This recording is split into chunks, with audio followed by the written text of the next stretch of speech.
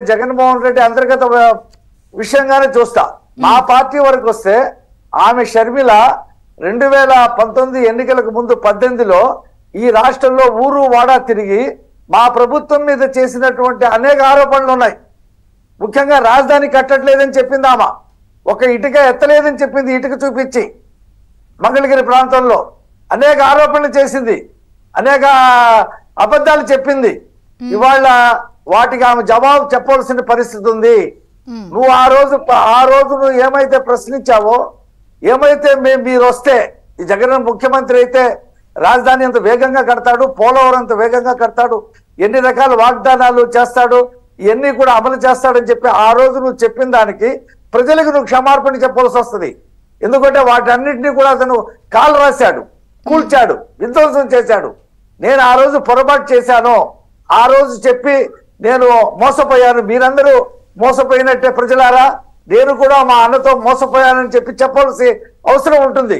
రెండోది, కాంగ్రెస్ పార్టీలో చేరటం అనేది వార్త కాదు. చేరిన తర్వాత ఈ ప్రభుత్వ వైఫల్యాలు, మేమేమైతే ప్రతిపక్షంలో ఈ ప్రభుత్వ దమన నీతి మీద, నియంతృత్వం మీద, అరాచకం మీద, దోపిడీ మీద, అవినీతి మీద మేమేమైతే పోరాటం చేస్తున్నామో ఆమె కూడా ఆ రకమైనటువంటి పోరాటం చేస్తేనే ఆమె నమ్ముతారు. అంతేగాని కాంగ్రెస్ పార్టీలో చేరిపోయి కాంగ్రెస్ జెండా పట్టుకొని తిరిగితే జనం నమ్మరు.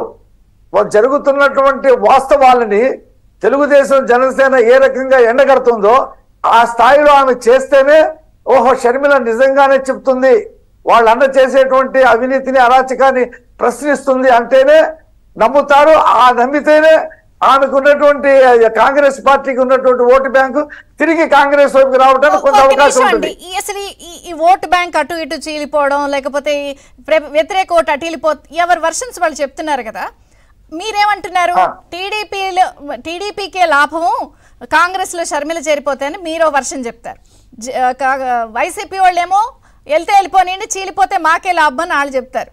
మీకు అసలు షర్మిల కాంగ్రెస్ లో చేరితే ఎలా లాభం చెప్పండి? మేము రెండు రకాలుగా చూస్తున్నామండి ఆ అంశాన్ని. ఇవాళ ఆంధ్రప్రదేశ్ లో ఎజెండా ఏంటంటే, ప్రజల ముందు ఉన్నటువంటి ఎజెండా ఏంటంటే, తిరిగి చంద్రబాబు నాయుడు గారు ముఖ్యమంత్రి కావాలా, తెలుగుదేశం జనసేన కూటమి అధికారంలోకి రావాలా, జగన్మోహన్ రెడ్డి ఓడిపోవాలా అనేది వాళ్ళ ప్రజల ముందు ఉన్నటువంటి అంశం. అది దాన్ని ప్రజలు చాలా సీరియస్ గా తీసుకుంటారు. తులసిరెడ్డి గారు ఇప్పుడే త్రిముఖ పోటీ అన్నారు. త్రిముఖ పోటీల్లో జనరల్ గా ప్రతిపక్షాలు లాస్ అయిన పరిస్థితులు మనం పిఆర్పి అప్పుడు కూడా చూస్తున్నాం. దాన్ని అధికార పార్టీ ప్రొజెక్ట్ చేస్తుంది మీకే లాస్ అని. ఇప్పుడు తులసిరెడ్డి గారు చాలా సీనియరు, ఆయన ఒక అంచనా వేసుకొని ఒక ఆశతో ఆయన పార్టీ త్రిముఖ పోటీలు రావాలని కోరుకుంటాడు. అందులో ఏం తప్పు లేదు, రాజకీయాల్లో ఏమైనా జరగచ్చు. కానీ ఇవాళ మేము ఓడిపోయిన రోజున మాకు 40% ఓట్లు, తటస్థ ఓటర్లు 15-20% వైసీపీకి ఓట్లు వేశారు. ఒకసారి ఛాన్స్ ఇద్దాం, అన్ని కులాల్లో ఉన్నటువంటి వ్యక్తులు ఓట్లు వేశారు. ఇవాళ వాళ్ళందరూ రియలైజ్ అయిపోయి అయ్యో పొరపాటు చేసాం, చంద్రబాబు నాయుడు గారిని ముఖ్యమంత్రిగా దించేసి ఈ రాష్ట్రాన్ని సర్వనాశనం చేసుకున్నాం అని చెప్పేసి మా దగ్గరకు వచ్చేశారు. ఇవాళ మా దగ్గర 55% తెలుగుదేశం పార్టీకి ఓట్లు ఉన్నాయి. అదనంగా మాకు జనసేన ఓటింగ్ కలిసింది, మాకు 60% ఓటింగ్ ఉంది మా దగ్గర. జగన్మోహన్ రెడ్డి దగ్గర ఉన్నది వాళ్ళ 35% ఓటింగే. 35%లో ఎంతో కొంత చీలిక వస్తే అది కాంగ్రెస్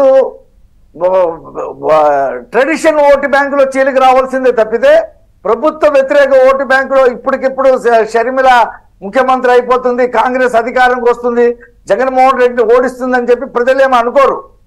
0గా 1% ఉన్నటువంటి కాంగ్రెస్ పార్టీకి ఒక ఊపిరి వస్తుంది.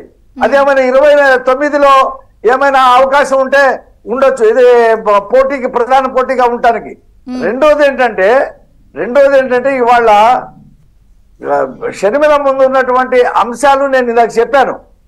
కాంగ్రెస్ పార్టీ కూడా చాలా కృషి చేయవలసి ఉంది. కాంగ్రెస్ పార్టీ మీద కోపం ప్రజలకి పోయిందనేది కాదు, కాంగ్రెస్ పార్టీ మీద చాలా కోపం ఉంది. ఆంధ్రప్రదేశ్ లో ఈ రాష్ట్రాన్ని అశాస్త్రీయంగా విభజించారు అని చెప్పేసి, కాబట్టే కదా 1% ఓటింగ్ వచ్చింది. కాంగ్రెస్ పార్టీ కూడా చాలా ప్యాచప్ చేసుకోవాల్సినటువంటి అవసరం ఉంది. అయితే మేము ఇంకోటి ఏం కోరుకుంటున్నామంటే, షర్మిల కాంగ్రెస్ పార్టీ ఒక ఫోర్స్ గా వస్తే రానున్న కాలంలో వైసీపీ ఓడిపోయి అది అంతర్ధానం అయిపోతుంది. ఆ ప్లేస్ లో కాంగ్రెస్ పార్టీ వస్తే ఒక ఆరోగ్యకరమైనటువంటి ప్రతిపక్షం ఉంటుంది. వాడు ఒక రాక్షస మనస్తత్వము, ఒక సైకో మనస్తత్వము, ఒక రౌడీయిజంతో అధికార